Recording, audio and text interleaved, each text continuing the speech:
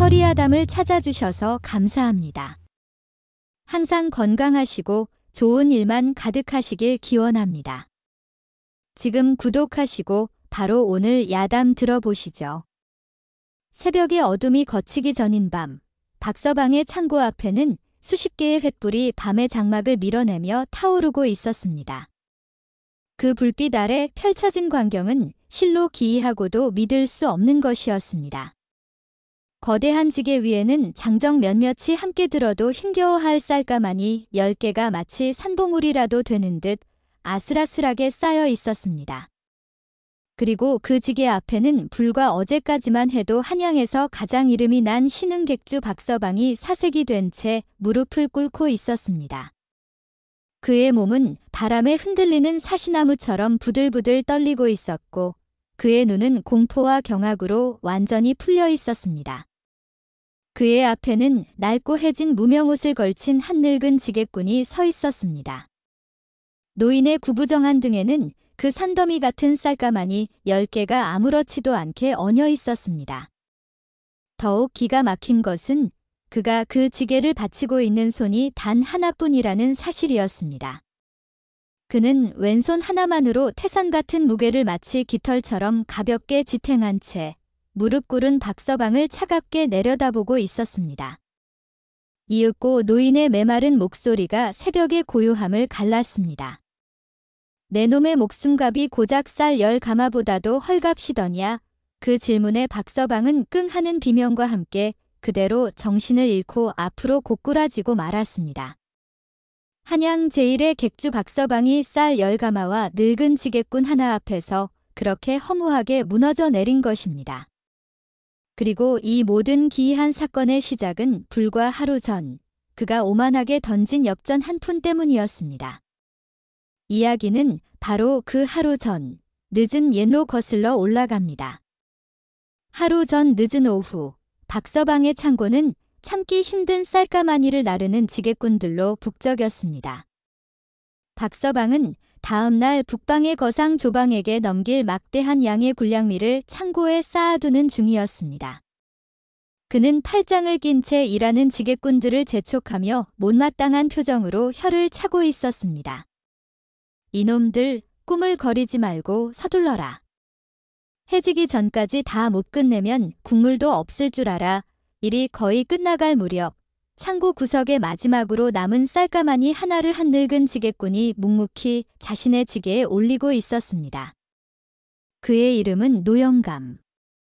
저자거리 지게꾼들 사이에서도 가장 나이가 많고 가장 말이 없으며 가장 가난한 늙은이였지요.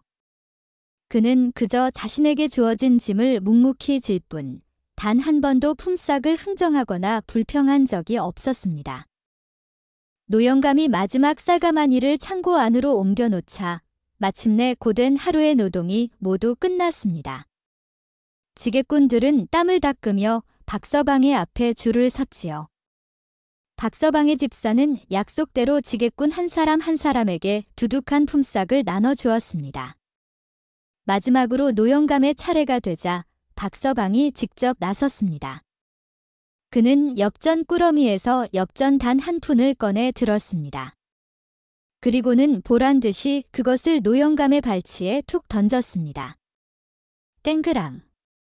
엽전은 바닥을 구르다 노영감의 낡은 집신 앞에서 멈추었습니다.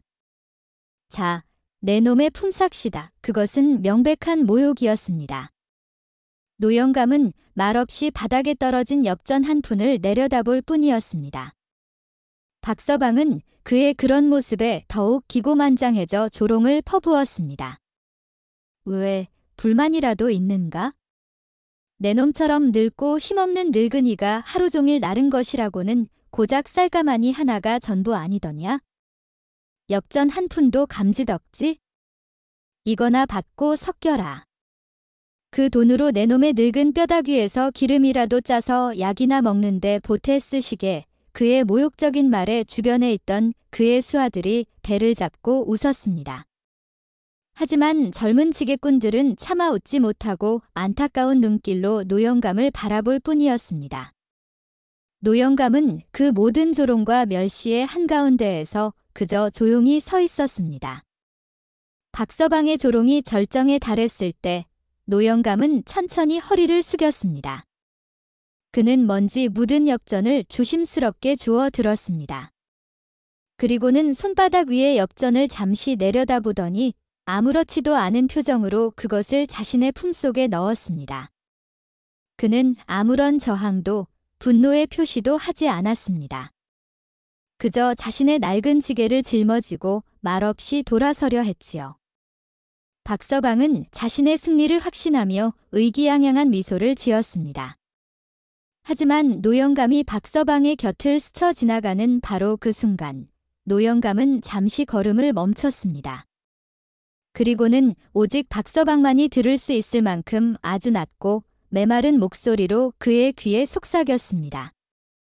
당신은 짐의 무게는 알아도 사람의 무게는 모르는군. 그뿐이었습니다. 노영감은 그 알 수 없는 한마디 말만 남기고 다시 아무 일도 없었다는 듯 묵묵히 자신의 길을 걸어갔습니다. 그의 굽은 등과 느린 발걸음은 여느 때와 조금도 다를 바 없는 힘없는 늙은이의 모습이었습니다. 하지만 박서방은 그 자리에 얼어붙은 채 한동안 움직일 수가 없었습니다. 노영감의 목소리는 분명 덤덤했지만 그 안에는 쇠붙이처럼 차갑고 날카로운 무언가가 숨겨져 있었습니다. 그의 귓가를 스치고 지나간 그 목소리가 마치 날카로운 비수처럼 그의 심장을 꿰뚫는 듯한 섬뜩한 기분을 느꼈기 때문입니다. 그는 자신도 모르게 등 뒤로 식은땀 한 줄기가 흐르는 것을 느끼며 마른 침을 삼켰습니다. 이 모든 광경을 저자거리 건너편 자신의 가게 앞에서 묵묵히 지켜보고 있는 또 다른 이가 있었습니다. 그는 바로 유기전을 위협하는 거대 상단의 행수, 조방이었습니다. 그는 마침 자신의 다음 거래 상대인 박서방의 사람됨을 파악하기 위해 멀리서 그의 행동을 예의주시하고 있던 중이었습니다. 조방은 박서방의 오만하고 천박한 행동에 속으로 혀를 차고 있었습니다.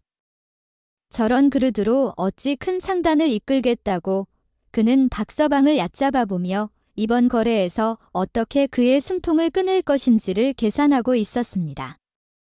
하지만 그의 시선은 곧 박서방에게 모욕을 당하고 있는 늙은 지게꾼 노영감에게로 향했습니다.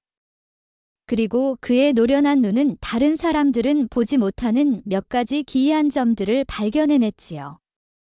이상하다. 조방의 미간이 좁혀졌습니다. 저 늙은이는 분명 무거운 쌀가마니를 몇 번이나 날랐을 터인데 그의 호흡은 조금도 흐트러짐이 없었습니다. 또한 그가 지게를 내려놓고 다시 짊어지는 동작은 힘에 부친 늙은이의 것이라고는 믿을 수 없을 만큼 간결하고 안정적이었습니다. 특히 그의 어깨는 짐의 무게에 짓눌려 있으면서도 그 균형이 조금도 무너지지 않았지요. 그것은 평생을 자신보다 무거운 짐을 지고 살아온 특수하게 훈련된 자만이 가질 수 있는 자세였습니다. 그리고 마지막으로 박서방의 귀에 속삭이고 돌아서는 노영감의 그 차가운 눈빛. 조방은 그 눈빛을 보는 순간 온몸에 소름이 돋는 것을 느꼈습니다. 그는 저 눈빛을 알고 있었습니다. 아주 오래전 자신이 젊은 시절 장사를 위해 북방의 국경지대를 넘나들 때 오랑캐들이 공포에 떨며 말했던 한 전설적인 존재의 눈빛. 맨손으로 곰을 잡고 적장의 척추를 뽑아버리며 쇠로 만든 귀신 철귀라 불렸던 조선의 척병. 조방은 그때 그 철귀와 우연히 마주쳤던 적이 있었습니다. 그 압도적인 살기와 모든 것을 꿰뚫어 보는 듯한 냉혹한 눈빛을 그는 결코 잊을 수가 없었지요. 설마 그 괴물이 아직 살아있었단 말인가? 조방은 자신의 눈을 의심하며 중얼거렸습니다. 그는 노영감의 정체를 직감하고 흥미로운 미소를 지었습니다. 박서방, 저놈은 제명을 재촉하는구나. 잠자는 호랑이의 콧잔등에 스스로 불을 붙였어. 노영감의 서늘한 경고는 박서방의 간담을 잠시 서늘하게 만들었지만 그의 오만함을 꺾지는 못했습니다. 오히려 자신의 위험이 천한 늙은이에게 도전받았다는 생각에 그의 자존심은 불같이 타올랐지요. 그는 자신의 심장이 잠시 그 늙은이 앞에서 움츠러들었다는 사실을 스스로 용납할 수 없었습니다. 건방진 늙은이 같으니 그는 자신의 창고로 돌아와 분을 사귀지 못하고 고함을 질렀습니다. 그리고는 자신의 수족처럼 부리는 저자거리의 왈패 2명을 불러들였습니다. 너희들 방금 전 그 늙은 지게꾼 놈을 보았느냐? 예, 나리. 보았고 말고요. 아주 배짱이 두둑한 영감탱이더군요. 배짱, 박서방은 코웃음을 쳤습니다. 그것은 배짱이 아니라 죽고 싶어 환장한 개짓일 뿐이다. 오늘 밤 저 버르장머리 없는 늙은이에게 이 박서방을 능멸한 대가가 어떤 것인지를 똑똑히 가르쳐 주어야겠다. 그는 왈패들에게 섬뜩한 명령을 내렸습니다. 오늘 밤 놈이 집으로 돌아가는 으스란 골목길에서 그놈의 손 좀 봐 죽어라. 죽이지는 마라. 다만 다시는 지게를 짊어질 수 없도록 그 지게질이라는 양손목을 아주 깔끔하게 부러뜨려 놓아라. 그리고 저자거리 모든 사람들이 볼 수 있도록 길바닥에 내버려 두어라. 감히 나에게 덤빈 자의 최후가 어떤 것인지를 모두가 똑똑히 알게 될 것이다. 그의 명령은 한 사람의 인생을 송두리째 망가뜨리려는 잔인하고 비열한 것이었습니다. 왈패들은 신이 나서 고개를 끄덕였습니다. 염려 마십시오. 늙은이 뼈 하나 부러뜨리는 것쯤이야 식은 죽 먹기입니다. 그들은 박서방이 내려주는 술과 고기를 받아먹고 날이 어두워지기만을 기다렸습니다. 그들의 손에는 사람의 뼈를 부수기 위해 단단한 박달나무로 만든 몽둥이가 들려 있었습니다. 그날 밤 노영감은 여느 때처럼 마지막 짐을 나르고 늦은 시간에 집으로 돌아가고 있었습니다. 그의 어깨에는 텅 빈 지게가 얹어 있었고 그의 발걸음은 고된 하루의 피로에 지쳐 무거워 보였지요. 그가 집으로 가는 으스라고 좁은 골목길에 접어들었을 때였습니다. 어둠 속에서 2명의 그림자가 불쑥 튀어나와 그의 앞을 가로막았습니다. 바로 박서방이 보낸 왈패들이었습니다. 영감, 우리 좀 보세. 그들은 불량한 미소를 지으며 노영감을 애워쌌습니다. 낮에는 배짱이 좋더니만 밤이 되니 오줌이라도 지릴 것 같은가. 노영감은 아무 말 없이 그저 묵묵히 그들을 바라볼 뿐이었습니다. 우리 나리께서 영감의 늙은 손목이 성취하는 것 같아 아주 튼튼하게 고쳐주라고 하시더군. 왈패 중 하나가 손에 든 묵직한 몽둥이를 휘두르며 그의 오른쪽 손목을 향해 맹렬하게 내리쳤습니다. 바로 그 순간 노영감의 몸이 믿을 수 없는 속도로 움직였습니다. 그는 상체만 살짝 비틀어 몽둥이를 가볍게 피했습니다. 그리고 동시에 그의 왼손이 전광석화처럼 뻗어나가 왈패가 몽둥이를 쥔 손목을 정확하게 움켜쥐었습니다. 왈패의 입에서 짧은 비명이 터져 나왔습니다. 노영감의 손은 마치 뜨거운 쇠로 만든 집게처럼 그의 손목을 의심할 여지 없이 압박했습니다. 왈패가 고통의 몽둥이를 놓치는 순간 노영감은 그 몽둥이를 빼앗아 들고 그대로 다른 왈패의 손목을 향해 휘둘렀습니다. 빡 하는 뼈가 부러지는 소름 끼치는 소리가 좁은 골목길에 울려 퍼졌습니다. 우악, 모든 것은 눈 깜짝할 사이에 벌어진 일이었습니다. 2명의 건장한 왈패는 자신들의 손목을 부여잡고 땅바닥을 뒹굴며 비명을 지르고 있었습니다. 그들의 손목은 모두 기이한 각도로 완전히 부러져 있었지요. 노영감은 어느새 그들의 시야에서 사라지고 없었습니다. 그는 마치 처음부터 그곳에 없었던 사람처럼 흔적도 없이 사라진 뒤였습니다. 골목길 바닥에는 그가 빼앗아 휘둘렀던 몽둥이가 2 동강 난 채 나뒹굴고 있을 뿐이었습니다. 다음 날 아침 저자거리는 2 왈패의 처참한 소식으로 떠들썩했습니다. 밤사이에 정체 모를 괴한에게 습격을 당해 양손목이 모두 부러졌다는 끔찍한 소문이었지요. 사람들은 박서방에게 원한을 품은 자의 소행일 것이라고 수군거렸습니다. 이 소식을 전해 들은 조방은 자신의 집무실에서 차를 마시며 교활한 미소를 지었습니다. 과연 그는 어젯밤 일부러 자신의 수하를 시켜 그 골목길을 멀리서 지켜보게 했던 것입니다. 그리고 그의 수하는 믿을 수 없는 광경을 보고 와서 그에게 낱낱이 고했지요. 늙은 지게꾼이 눈 깜짝할 사이에 건장한 산에 둘의 손목을 마치 마른 나뭇가지처럼 부러뜨려 버렸다고. 조방의 의심은 이제 확신으로 변했습니다. 철귀. 그 늙은이가 바로 살아있는 전설, 철귀였구나. 그는 차잔을 내려놓으며 흥미로운 장기판을 마주한 기객처럼 즐거운 표정을 지었습니다.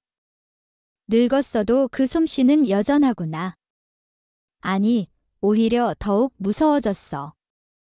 피를 보지 않고 뼈만을 부러뜨리다니 그는 이 살아있는 전설을 자신의 계획에 어떻게 이용할 것인지를 생각하기 시작했습니다. 그의 목표는 단순히 돈을 버는 것이 아니었습니다. 그는 한양의 상권을 독점하고 있는 유기전의 세력을 꺾고 자신이 조선 최고의 거상이 되려는 거대한 야심을 품고 있었지요. 그리고 그러기 위해서는 현재 가장 떠오르는 신흥 강자인 박서방을 반드시 제거해야만 했습니다. 박서방, 저 어리석은 놈은 자신이 지금 누구를 건드렸는지도 모르고 있겠지. 좋다.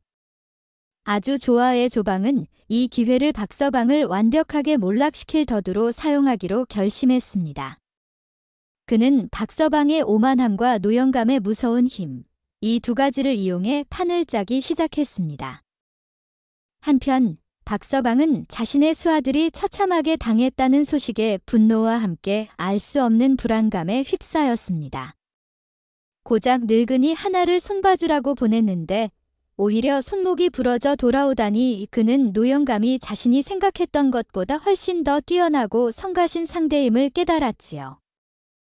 하지만 그는 여전히 그가 가진 힘의 실체를 짐작조차 하지 못하고 있었습니다. 그의 머릿속은 온통 며칠 뒤에 있을 조방과의 군량 및 거래에 대한 걱정으로 가득 차 있었습니다. 그 거래는 그의 상단의 명운이 걸린 실로 거대한 것이었습니다. 조방은 북방의 군대의 군량미를 납품할 권리를 가지고 있었고 박서방은 그에게 쌀을 대는 중간 상인이었지요. 만약 이 거래를 성공적으로 마칠 수만 있다면 그는 막대한 이익과 함께 조방이라는 든든한 뒷배를 얻게 되어 한양상계에서 그의 위치를 확고히 할 수 있었습니다. 하지만 계약 조건은 아주 까다롭고 위험했습니다. 약속된 날짜, 약속된 시간까지 단 한 톨의 오차도 없이 수천 석에 달하는 군량미를 조방의 배에 실어주어야 했습니다. 만약 단 1시간이라도 늦거나 수량이 부족할 시에는 계약 파기의 책임으로 박서방이 가진 상단 전체를 조방에게 위약금으로 넘겨주어야 한다는 살벌한 조항이 붙어 있었기 때문입니다. 박서방은 자신의 수완을 믿고 이 위험한 계약에 도장을 찍었습니다. 하지만 계약 날짜가 다가올수록 그는 조방의 그 교활한 눈빛을 떠올리며 알 수 없는 불안감에 시달렸습니다. 그리고 지금 그의 발목을 잡는 또 하나의 골칫거리가 생긴 것입니다. 바로 늙은 지게꾼 노영감. 그는 이 모든 불안과 짜증의 원인이 바로 그 늙은이 때문이라고 생각했습니다. 그는 이 거래만 무사히 끝내고 나면 반드시 저 늙은이를 자신의 손으로 직접 짓밟아 버리겠다고 다짐했습니다. 군량미 거래를 하루 앞두고 박서방은 노영감을 짓밟기 위한 가장 교활하고 비열한 복수를 계획했습니다. 그는 늙은이를 힘으로 꺾을 수 없다면 돈의 힘으로 그리고 군중의 힘으로 철저하게 고립시켜 말려 죽이기로 마음먹은 것입니다. 그는 저자거리의 지게꾼들을 모두 자신의 창고 앞으로 불러 모았습니다. 그리고는 평소보다 3배나 많은 품삯을 내걸고 내일 있을 군량미 운반 작업을 도와달라고 말했지요. 내일 나를 도와 쌀가마니를 나르는 자에게는 하루 품삯으로 이만큼을 주겠다. 그의 손에 번쩍이는 돈다발에 지게꾼들의 눈이 휘둥그레졌습니다. 그리고 그는 마지막으로 한 가지 조건을 덧붙였습니다. 그의 목소리에는 아주 차가운 조롱이 가득했습니다. 단, 저기 저 늙은 지게군, 노영감만은 절대 이 일에 끼워주지 않을 것이다. 저 게으르고 무능한 늙은이에게 줄 삭은 단 한 푼도 없다. 그의 선언에 지게꾼들은 잠시 웅성거렸지만 3배의 품삯이라는 달콤한 유혹 앞에서 누구 하나 감히 이 일을 제기하지 못했습니다. 그들은 모두 노영감을 외면하고 박서방의 편에 서기로 한 것입니다. 박서방의 계획은 잔인했습니다. 그는 일부러 저자거리의 모든 지게꾼들을 동원하여 노영감 혼자만 일거리가 없도록 만들었습니다. 그리고 모두가 보는 앞에서 그가 돈이 없어 굶주리고 사람들의 비웃음 속에서 고립되는 모습을 보여주려 한 것입니다. 힘이 아닌 돈과 다수의 힘으로 한 인간의 자존심을 철저하게 짓밟아 다시는 고개를 들지 못하게 만들려는 가장 비열한 형태의 복수였습니다. 다음 날 아침, 박서방의 계획대로 저자거리의 풍경은 완전히 달라져 있었습니다. 동이 트자마자 수백 명의 지게꾼들이 모두 박서방의 창고 앞으로 몰려가 쌀가마니를 나르기 시작했지요. 저자거리에는 평소라면 지게를 지고 손님을 기다려야 할 지게꾼들이 단 한 명도 남아있지 않았습니다. 단 한 사람, 노영감만이 텅 빈 저자거리 한 구석에 자신의 낡은 지게를 세워두고 덩그러니 앉아 있었습니다. 사람들은 그의 곁을 지나가며 노골적으로 비웃거나 혹은 동정의 눈빛을 보냈습니다. 거봐, 저 영감꼴 좀 박서방 날리게 비웃으니 하루아침에 밥줄이 끊겼구먼. 그렇게지. 아무리 힘이 장사면 뭐하나. 돈 앞에서는 어쩔 수 없는 꼴이지. 하지만 노영감은 그 모든 시선과 수근거림에도 조금의 미동도 없이 태산처럼 고요하게 앉아 있었습니다. 그는 마치 세상의 모든 소음과 자신은 아무런 관련이 없다는 듯 지게의 등을 기댄 채 눈을 감고 있었습니다. 그는 조는 듯 보이기도 했고 깊은 명상에 잠긴 듯 보이기도 했지요. 그의 그런 평온한 모습은 오히려 사람들을 더욱 어리둥절하게 만들었습니다. 모두가 그의 다음 행동을 궁금해했지만 그는 그저 묵묵히 무언가를 기다리고 있을 뿐이었습니다. 마치 폭풍전의 고요함처럼 그의 침묵 속에는 모든 것을 뒤엎을 거대한 힘이 응축되고 있었습니다.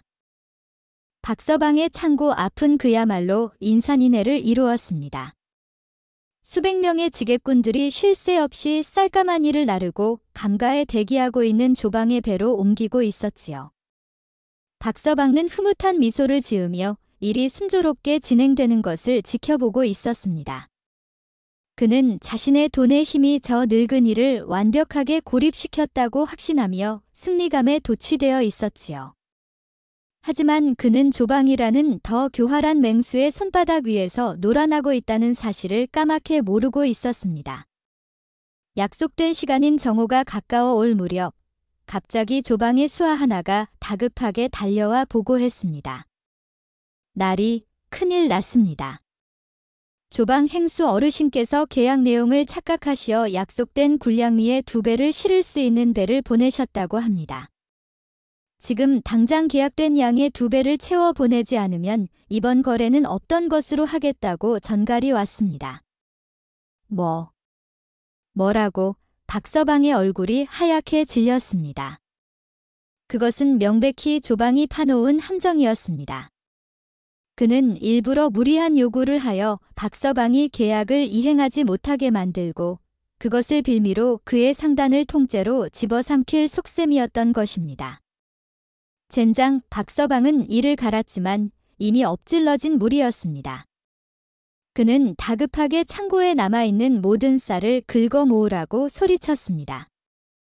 하지만 갑자기 늘어난 물량을 현재의 인원만으로는 약속된 시간까지 모두 옮기는 것이 물리적으로 불가능했습니다.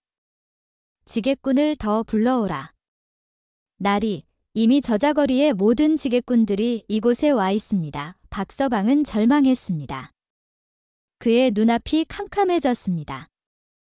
이대로 계약을 파기하게 되면 그는 모든 것을 잃게 됩니다. 젠장, 젠장, 젠장. 박서방은 이성을 잃고 자신의 머리를 쥐어뜯으며 고함을 질렀습니다. 약속된 시간은 시시각각 다가오는데 창고에는 아직도 쌀가마니가 마치 그의 절망을 비웃기라도 하듯 묵직하게 남아 있었습니다. 지게꾼들은 모두 지칠 대로 지쳐 바닥에 주저앉아 헐떡이고 있었지요. 다급해진 박서방은 마지막 바람과도 같은 제안을 했습니다. 그는 자신의 전대에서 번쩍이는 금 10량을 꺼내 들고 지게꾼들을 향해 외쳤습니다. 잘 들어라. 지금부터 저기 쌀가마니 10개씩을 지게에 모두 실어라. 단, 한 번에 100가지 옮기는 자에게는 이 금 10량을 상으로 주겠다. 금 10량, 그것은 평범한 지게꾼이 평생을 일해도 만지기 힘든 실로 엄청난 액수였습니다. 지쳐있던 지게꾼들의 눈이 순간 번뜩였습니다. 그들은 너나 할 것 없이 서로 힘을 합쳐 쌀가마니 10개를 거대한 지게 하나 위로 쌓아 올리기 시작했습니다. 하지만 그것은 불가능한 일이었습니다. 쌀 10가마의 무게는 조금만 봐도 1000근은 좋게 넘어 보였습니다. 지게는 그 무게를 이기지 못하고 금방이라도 부서질 듯 삐걱거렸지요. 마을에서 가장 힘이 세다는 장정 5-6명이 함께 달려들어 지게를 들어 올리려 했지만 지게는 땅에 뿌리라도 내린 듯 꿈쩍도 하지 않았습니다. 안 됩니다. 나리. 이것은 사람의 힘으로는 불가능합니다. 지게꾼들은 모두 고개를 저으며 물러났습니다. 박서방의 얼굴에 짙은 절망의 그림자가 드리워졌습니다. 그는 이제 모든 것이 끝났다고 생각하며 그 자리에 주저앉으려 했습니다. 모두가 절망과 체념에 빠져있던 바로 그 순간이었습니다. 소란스러운 군중을 해치고 한 늙은이가 낡은 지게를 짊어진 채 천천히 걸어 나왔습니다. 바로 모두의 기억 속에서 잊혀가던 늙은 지게꾼 노영감이었습니다. 그는 태산처럼 쌓인 쌀가마니 10개와 그 앞에서 망연자실해 있는 박서방을 아무런 감정도 없는 눈으로 한번 쓱 훑어보았습니다. 그리고는 메마른 목소리로 하지만 장터의 모든 사람이 들을 수 있을 만큼 분명하게 말했지요. 내가 그 짐을 들겠소. 그의 말에 주변의 모든 시선이 일제히 그에게로 쏠렸습니다. 잠시 정적이 흘렀고 이내 여기저기서 비웃음이 터져 나왔습니다. 저 영감탱이가 드디어 노망이 들었구나. 장정 여럿이 들어도 못 드는 것을 저 늙은 뼈다귀로 어찌 들겠다고 박서방 역시 어이가 없다는 듯 헛웃음을 터뜨렸습니다. 그는 노영감이 자신을 조롱하기 위해 나타났다고 생각했지요. 그는 오히려 잘 되었다는 듯이 이 기회에 저 늙은이를 만천하에 망신시켜 주리라 마음먹었습니다. 좋다. 아주 좋아. 그는 노영감을 향해 조롱 섞인 목소리로 외쳤습니다. 내 이놈이 만약 저 짐을 들 수만 있다면 어디 금 10량이겠느냐? 내 자리에서 금 100량을 상으로 내려주마. 허나 들지 못한다면 내 놈의 그 건방진 2다리를 내 손으로 직접 부러뜨려 놓을 것이다. 하지만 노영감은 그의 조롱에도 주변의 비웃음에도 조금의 미동도 없었습니다. 그는 그저 묵묵히 산처럼 쌓인 쌀가마니가 얹힌 거대한 지게 앞으로 다가섰습니다. 노영감이 지게를 어깨에 걸치는 순간 주변의 모든 소음이 거짓말처럼 멎었습니다. 사람들은 모두 숨을 죽이고 한편의 기이한 광대놀이를 지켜보듯 그의 행동 하나하나에 시선을 집중했지요. 노영감은 2다리를 어깨 너비로 벌리고 땅에 깊이 뿌리내린 나무처럼 하체를 단단히 고정시켰습니다.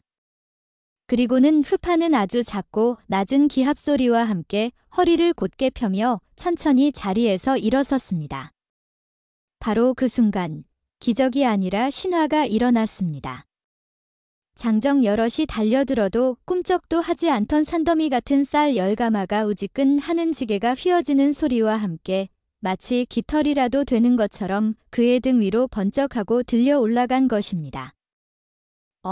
저럴 수가. 사람들의 입에서 믿을 수 없다는 듯한 탄성이 동시에 터져 나왔습니다. 늙고 앙상하기만 했던 노인의 등 위에 집채만 한 쌀가마니 더미가 위태로우면서도 완벽한 균형을 이룬 채 얹어 있었습니다. 하지만 사람들의 경악은 거기서 그치지 않았습니다. 노영감은 거기서 한 걸음 더 나아가 더욱 기괴하고도 압도적인 힘을 보여주었습니다. 그는 지게를 짊어진 채 잠시 몸의 균형을 잡는 듯 하더니 지게의 한쪽 다리를 받치고 있던 손을 스르륵 떼어버렸습니다. 그는 그 태산 같은 무게를 오직 한 손으로만 아무렇지도 않다는 듯 가볍게 지탱하고 서 있었습니다. 그의 굽었던 허리는 어느새 강철처럼 꿋꿋하게 펴져 있었고 그의 앙상했던 몸은 바위처럼 단단해 보였습니다. 그는 더 이상 힘없는 늙은이가 아니었습니다. 그는 땅에 발을 딛고 선 살아있는 신화 그 자체였습니다. 저자거리는 완벽한 정적에 휩싸였습니다. 사람들은 눈앞에서 벌어지고 있는 광경을 도저히 믿을 수 없다는 표정으로 그저 멍하니 바라볼 뿐이었습니다. 박서방 역시 얼어붙은 채 그 자리에 서 있었지요. 노영감은 한 손으로 쌀 10가마를 짊어진 채 천천히 박서방에게로 걸어갔습니다. 쿵, 쿵이 그가 한 걸음 한 걸음 내디딜 때마다 땅이 울리는 듯 했습니다. 그는 경악하는 박서방의 바로 앞에 섰습니다. 그리고는 품속에서 무언가를 꺼내 그의 발치에 툭 던졌습니다. 그것은 바로 어제 박서방이 자신에게 던져주었던 그 모욕의 엽전 한 푼이었습니다. 땡그랑 엽전은 박서방의 화려한 가죽신 앞에서 철썩하는 소리를 내며 멈추었습니다. 노영감은 서늘하고도 묵직한 눈으로 박서방을 내려다보았습니다. 그리고는 차갑게 물었습니다. 이것이 어제 내 놈이 나에게 던져준 나의 짐값이다. 그의 목소리는 조용했지만 그 안에는 1000개의 천둥을 담은 듯한 거역할 수 없는 무게가 실려 있었습니다. 그래서 묻는 것이다. 노영감은 자신의 등 뒤에 짊어진 산더미 같은 쌀가마니를 턱짓으로 가리켰습니다. 내 놈의 목숨값이 고작 쌀 10가마보다도 헐값이더냐. 압도적인 힘의 현시, 그리고 뼛속까지 파고드는 서늘한 질문. 그 앞에서 박서방의 오만과 자존심은 마치 유리그릇처럼 산산조각 나버렸습니다. 그는 자신의 눈앞에 있는 것이 늙은 지게꾼이 아니라 인간의 형상을 한 재앙 그 자체임을 깨달았습니다. 히, 박서방의 입에서 공포에 질린 비명이 터져 나왔습니다. 그는 그 자리에 무릎을 꿇었고 두 눈을 뒤집은 채 그대로 정신을 잃고 앞으로 고꾸라지고 말았습니다. 노영감이 쌀 10가마를 한 손으로 들어 올리고 박서방이 그 앞에서 기절했다는 기상천외한 소식은 날개 돋친 듯 퍼져나가 순식간에 감차에 배를 대고 기다리고 있던 조방의 귀에까지 들어갔습니다. 소식을 전해들은 조방은 잠시 눈을 감고 생각에 잠기더니 이내 차가운 미소를 지었습니다. 역시 철귀는 철귀로구나. 늙었어도 그 괴력은 여전해. 그리고 박서방, 저 어리석은 놈은 결국 제 발등을 찍고 말았군. 조방은 즉시 자신의 수하를 박서방의 상단으로 보냈습니다. 그리고는 차가운 목소리로 계약 파기를 통보했습니다. 너희 주인에게 똑똑히 전하거라. 나는 고작 늙은 지게꾼 하나 감당하지 못해 수많은 사람들이 보는 앞에서 기절이나 하는 그런 무능하고 겁 많은 자와는 대업을 함께 할 수 없다. 이번 계약은 모두 없던 것으로 하겠다. 또한 계약을 파기한 책임은 전적으로 너희 박서방에게 있으니 계약서의 내용대로 그가 담보로 잡았던 모든 재산은 이제부터 내 소유가 될 것이다. 그것은 사형 선고나 다름없었습니다. 조방은 노영감의 등장을 박서방을 합법적으로 파멸시킬 가장 완벽한 구실로 이용한 것입니다. 그는 박서방이 피땀 흘려 모은 모든 것을 피 한 방울 묻히지 않고 손쉽게 집어삼킨 것입니다.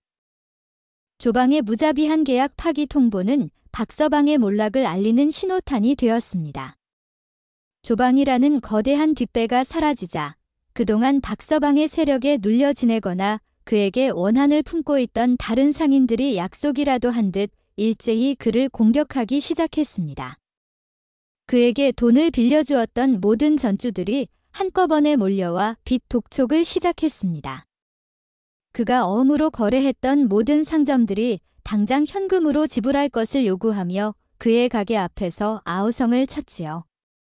박서방의 상단은 하루아침에 무너져 내렸습니다. 그의 창고에 있던 모든 물건들은 빚을 갚기 위해 헐값에 팔려나갔고 그의 가게와 집 역시 다른 사람의 손에 넘어가고 말았습니다. 그가 그토록 믿었던 돈의 힘은 신용이라는 더 큰 힘 앞에서 허무하게 무너져 내린 것입니다.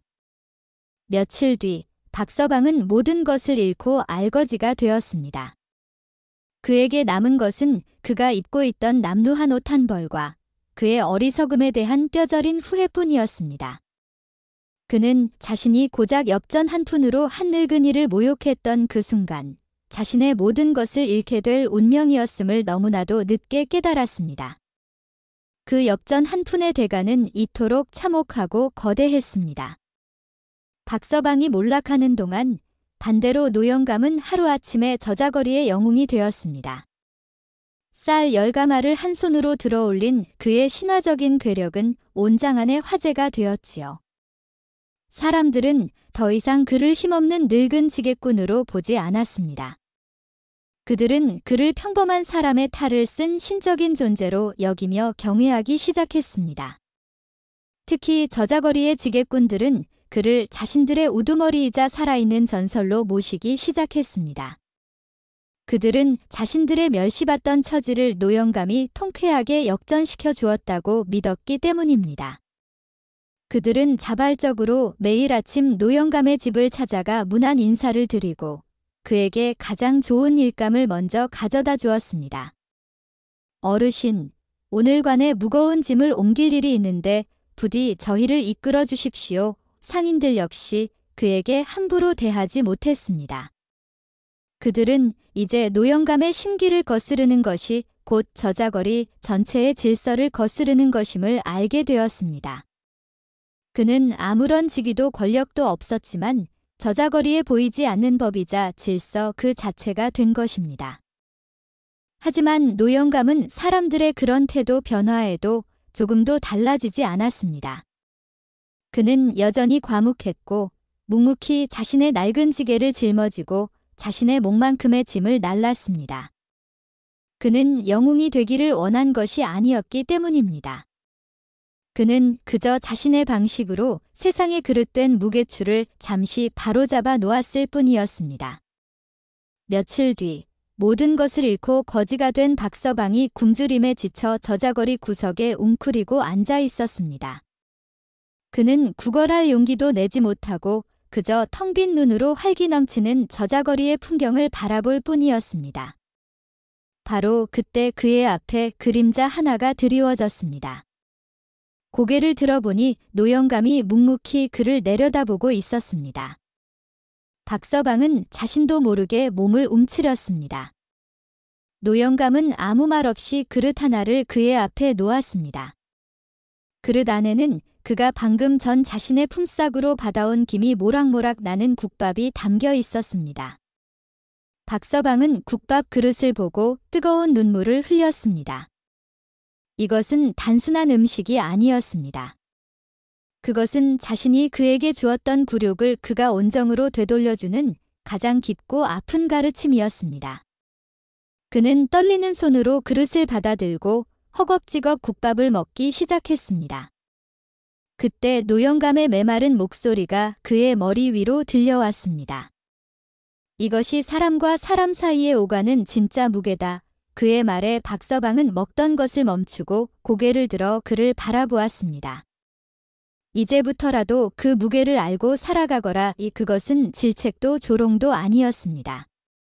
그것은 실패한 자에게 건네는 마지막 기회이자 진정한 가르침이었습니다. 박서방은 그 말의 의미를 깨닫고 소리내어 울기 시작했습니다. 박서방이 뜨거운 눈물을 흘리며 자신의 어리석음을 뉘우치고 있을 때 노영감은 더 이상 그를 보지 않았습니다. 그는 품에서 자신이 그토록 소중하게 간직해왔던 때 묻은 엽전 한 푼을 꺼냈습니다. 그리고는 박서방이 국밥을 다 비워낸 텅 빈 그릇 안에 그 엽전을 짤랑 소리를 내며 조용히 넣어 주었습니다. 이제야 짐값이 맞는군. 그는 그 마지막 말을 남기고 등을 돌렸습니다. 그리고는 아무 일도 없었다는 듯 낡은 지게를 짊어지고 다시 저자거리의 소음 속으로 묵묵히 걸어 들어갔습니다. 그의 굽은 등은 여전히 늙고 초라한 지게꾼의 모습이었지만 그가 짊어지고 가는 보이지 않는 사람의 무게는 그 어떤 쌀가마니보다도 무겁고 위대해 보였습니다. 홀로 남은 박서방은 그릇 밑에 놓인 엽전 한 푼을 한참 동안 내려다보았습니다. 그리고는 그것을 조심스럽게 집어들어 자신의 품속 가장 깊은 곳에 넣었습니다.